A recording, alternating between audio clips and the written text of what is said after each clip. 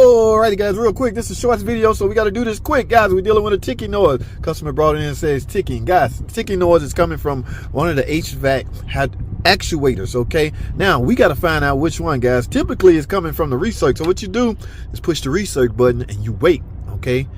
Turn it back off. You don't hear no tick from the recirc button. All right, remember 3 modes of operation. You got the recirc, blend, and you got the mode door. All right, let's do the mode. We in face and floor mode now. Let's go to face. We wait. I don't hear a noise. Let's go to floor.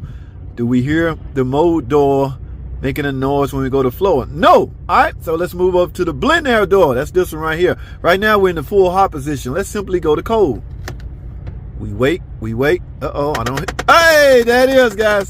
So our actuator noise is coming from the blend air door, guys. The blend is the one that do hot and cold. It's probably right here in the center. So now all we got to do is go down there, hunt it down, and replace it. All right, guys, stay tuned, man.